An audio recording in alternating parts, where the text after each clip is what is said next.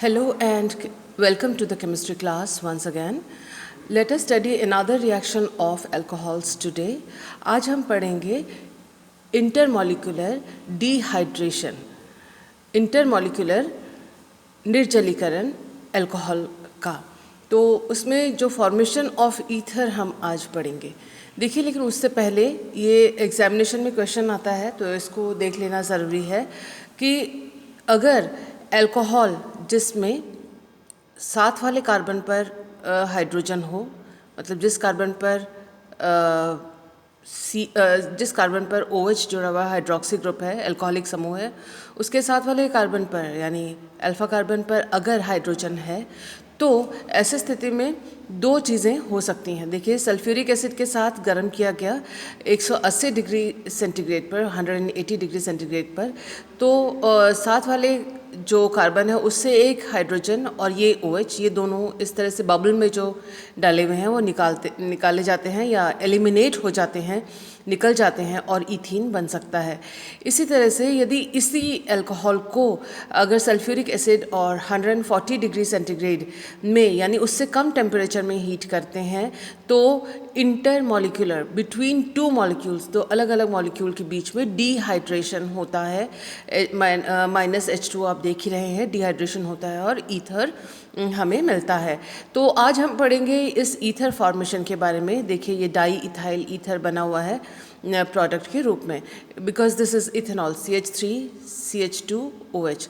तो ये है CH3CH2O CH2CH3, तो डाई इथाइल ईथर है ये, और डाई इथाइल ईथर इस अभिक्रिया के दौरान बना।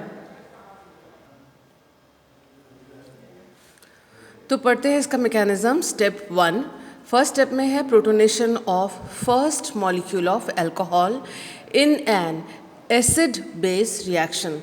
एसिड बेस रिएक्शन होता है पहले स्टेप में, और इसमें जो अल्कोहल, पहला अल्कोहल मॉलिक्यूल, क्योंकि दो अल्कोहल मॉलिक्यूल इस डिहाइड्रेशन में पार्टिसिपेट कर रहे हैं, तो जो पहला अल्कोहल मॉलिक्यूल है उसका प्रोटोनेशन हुआ। ये देखिए, ये जो अल्कोहल मॉलिक्यूल है इसके ऑक्सीजन के ऊपर जो लोन पेयर ऑफ इलेक्ट्रॉन्स है, इसकी वजह से ये एक बेस की तरह कार्य किया और इसने जो अपना इलेक्ट्रॉन पेयर से देकर इस हाइड्रोजन को दिया और इन दोनों के बीच में बॉन्ड बना।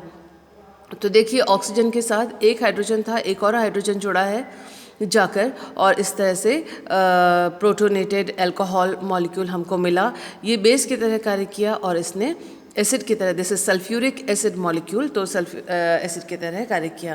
तो इस तरह से जो फर्स्ट है स्टेप में एसिड बेस रिएक्शन के द्वारा प्रोटोनेटेड अल्कोहल हमको प्राप्त होता है।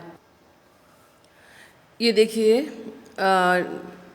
कर्व्ड एरो या वक्र तीर के निशान के द्वारा ये इलेक्ट्रॉन ट्रांसफ़र दिखाया गया। ये ऑक्सीजन और हाइड्रोजन के बीच में इलेक्ट्रॉन ट्रांसफ़र हुआ, एक नया बॉन्ड बना, और हाइड्रोजन और ऑक्सीजन के इलेक्ट्रॉन्स ऑक्सीजन ले गया तो ऑक्सीजन के ऊपर माइनस चार्ज। तो इस तरह से अब हम आते हैं स्टेप 2 में। स्टेप 2 में second molecule of alcohol acts as a nucleophile and attacks the protonated alcohol in SN2 mechanism। ये जो अल्कोहल का मॉलिक्यूल है ये प्रोटोनेटेड अल्कोहल है। यहाँ आप नोट्स बनाते वक्त लिख लीजिएगा प्रोटोनेटेड अल्कोहल।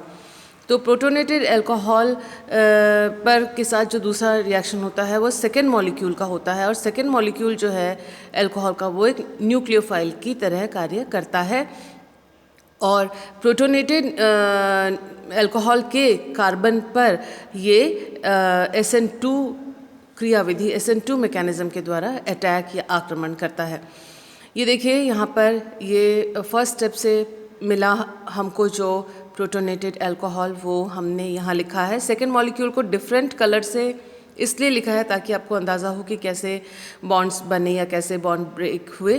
तो ये देखिए, ऑक्सीजन के लोन पेयर ऑफ इलेक्ट्रॉन्स इस कार्बन पर गए, CH2 कार्बन पर, और कार्बन ऑक्सीजन बॉन्ड के इलेक्ट्रॉन्स ऑक्सीजन ने अपनी ओर लिए, क्योंकि ये एक अनस्टेबल है और ये गुड लीविंग ग्रुप है, अच्छा निष्कासित होने वाला समूह है।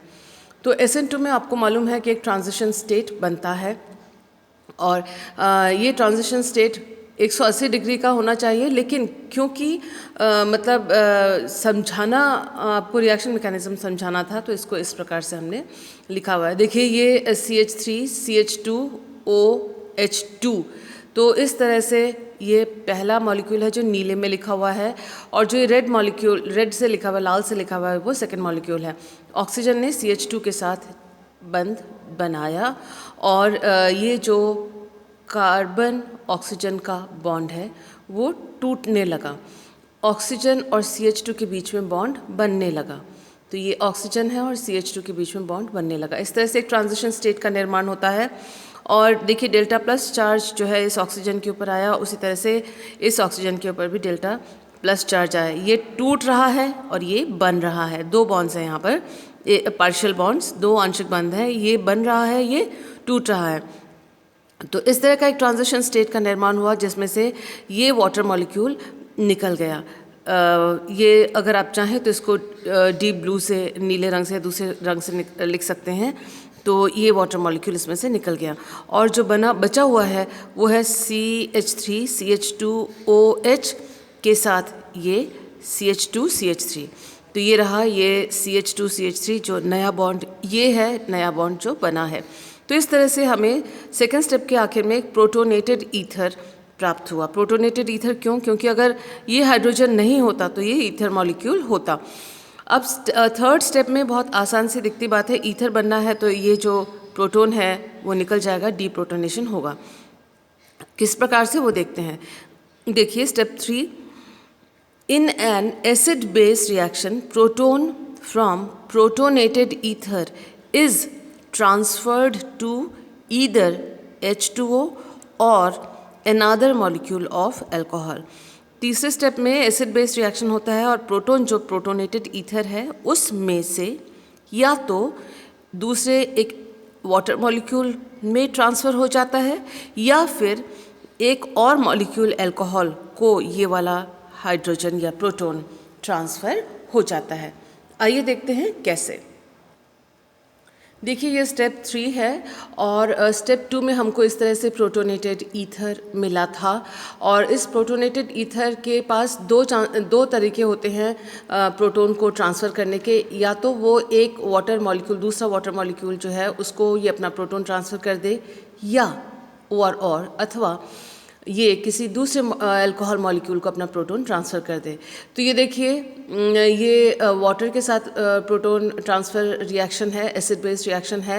ये बेस की तरह कार्य कर रहा है, ये एसिड की तरह कार्य कर रहा है क्योंकि ये प्रोटोन दे सकता है, इसके पास प्रोटोन एक्सेस में है। तो ऑक्सीजन हाइड्रोजन बॉन्ड के इलेक्ट्रॉन्स जो है ऑक्सीजन ने अपनी ओर खींचे तो ये बॉन्ड टूट गया और ये जो H है वो H+ के रूप में अवेलेबल हो गया, उपलब्ध हो गया। तो ये H+ जो है उसके साथ इसने अपने इलेक्ट्रॉन्स देके बॉन्ड बनाए, तो ये हुआ H3O+ बना और साथ ही साथ CH3 CH2O CH2 CH3।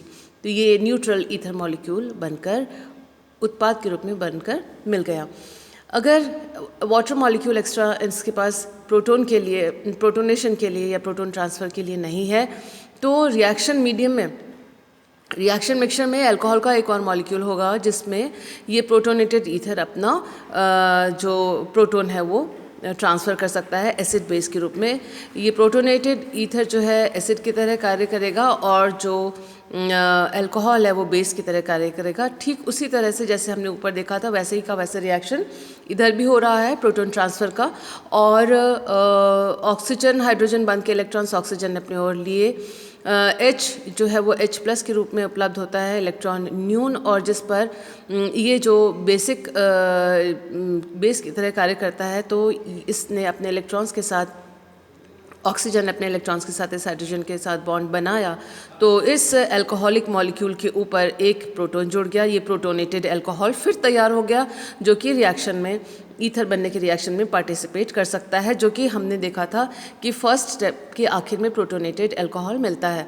तो वहाँ ये काम आ सकता है फर्दर रिएक्शन को करने के लिए। और इसी दौरान प्रोटोन ट्रांसफ़र होने के साथ साथ ये जो प्रोटोनेटेड ईथर है अब ये ईथर प्रोडक्ट में के रूप में परिवर्तित या ट्रांसफॉर्म हो गया। So we have got ether product after step 3। अब देखिए there are certain disadvantages in this ether formation method. What are these? Let us see. कुछ डिसएडवांटेजेस हैं इस मेथड के, ईथर सिंथेसिस के लिए इस मेथड को जब हम यूज़ करते हैं तो कुछ डिसएडवांटेजेस होते हैं।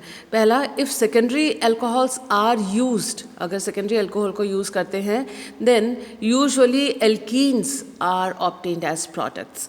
तो सेकेंडरी अल्कोहल अगर यूज़ करते हैं तो एल्कीन हमें मुख्य उत्पाद के रूप में आमतौर पे मतलब एल्कीन भी मिलते हैं उत्पाद के रूप में। लेकिन यदि tertiary alcohols are used then major product is alkene. लेकिन अगर हमने टर्शरी अल्कोहल को यूज़ किया तो मुख्य उत्पाद ही एल्कीन हो जाता है और ईथर साइड प्रोडक्ट या नहीं के बराबर बनता है। यहाँ ईथर और एल्कीन दोनों बनते हैं। If a mixture of primary alcohols are used, या एक से ज़्यादा प्रकार के प्राइमरी अल्कोहल्स को यूज़ किया जाता है, then mixture of ethers are obtained. तो हमें जो उत्पाद मिलता है वो विभिन्न प्रकार के ईथर्स का मिश्रण होता है। उसका मतलब ये भी है कि ये जो रिएक्शन है वो इंटर मॉलिक्यूलर रिएक्शन है, दो अलग अलग मॉलिक्यूल के बीच में रिएक्शन होता है।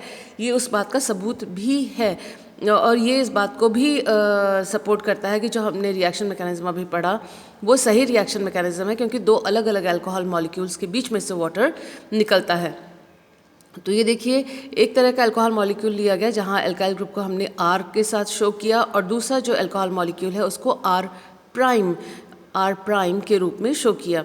इस तरह से सल्फ्यूरिक एसिड के प्रेजेंस में 140 डिग्री सेंटीग्रेड जब इसको हीट करते हैं तो मिक्स्ड ईथर का एक प्रोडक्ट मिक्सचर उत्पाद का मिश्रण हमें प्राप्त होता है। ये दोनों, ये और ये ROR and R prime OR prime, ये प्योर ईथर्स हैं और ये जो है ये मिक्स्ड ईथर है। मिक्स्ड ईथर क्योंकि एक हिस्सा एक प्रकार के अल्कोहल मॉलिक्यूल से, दूसरा हिस्सा दूसरे प्रकार के अल्कोहल मॉलिक्यूल से उठकर आया है। तो इस तरह से एक मिश्रण प्राप्त होता है अगर हमने विभिन्न प्रकार के अल्कोहल्स को लिया है। अगर दो से ज़्यादा प्रकार के अल्कोहल्स लेते हैं तो और भी तरह तरह के ईथर का कॉम्बिनेशन हमको मिश्रण में मिलेगा। लास्ट पॉइंट देखिए, if a mixture of primary and tertiary alcohols are used, अगर हमने प्राइमरी और टर्शरी अल्कोहल को यूज़ किया तो मिक्स्ड ईथर प्रोडक्ट के रूप में प्राप्त होता है। ROR बनने की संभावना कम हो जाती है और RO और वो अल्काइल ग्रुप जो टर्शरी अल्कोहल से आया है, टर्शरी अल्कोहल वाला अल्काइल ग्रुप दूसरी तरफ जुड़ा हुआ होता है, जैसा कि आप देख रहे हैं। यहाँ ये प्राइमरी अल्कोहल है, ये CH2OH है और ये टर्शरी अल्कोहल है। इस कार्बन पर 3 और कार्बन जुड़े हुए हैं और एक OH ग्रुप है, तो ये टर्शरी अल्कोहल हुआ। जो ईथर बना देखिए, एक साइड में प्राइमरी अल्कोहल का अल्काइल ग्रुप लगा हुआ है और दूसरी तरफ जो है वो टर्शरी अल्कोहल का ये ऐसे होता, यहाँ CH2 जुड़ा हुआ होगा, CH2O, और ये टर्शरी जो अल्कोहल का अल्काइल ग्रुप है वो वाला हिस्सा यहाँ जुड़ा हुआ है। ये देखिए, मैं इसको और करेक्ट करके लिख देती हूँ इस तरह से, ये ऑक्सीजन और ये आपका जो ईथर बना R, CH2O और C के ऊपर 3 कार्बन। तो इस तरह से जब हम प्राइमरी और टर्शरी अल्कोहल का मिक्सचर यूज़ करते हैं तो हमें जो ईथर मिलता है उस ईथर में अल्काइल समूह दोनों अल्कोहल से आके जुड़े हुए मिलते हैं। आई होप आपको ये मेथड या मैकेनिज़्म समझ में आ गया होगा। और इसके ऊपर क्वेश्चन आता है फिल इन द ब्लैंक्स में, क्योंकि टेम्परेचर को वेरी करके दिखा देते हैं कि सल्फ्यूरिक एसिड के साथ अगर हाई टेम्परेचर हुआ तो क्या होगा और लो टेम्परेचर हुआ, हीटिंग में टेम्परेचर कम हुआ, 140 हुआ तो उत्पाद क्या बनेगा, और 180 डिग्री पर अगर हमने सल्फ्यूरिक एसिड के साथ अल्कोहल को हीट किया तो उत्पाद क्या बनेगा। इसके ऊपर क्वेश्चंस आते हैं कॉम्पिटिटिव एग्जाम्स में भी, BSc में भी और जैम या नेट में आते हैं। तो ध्यान से इसका नोट्स बनाइएगा। I hope you have understood. Thank you for being with me.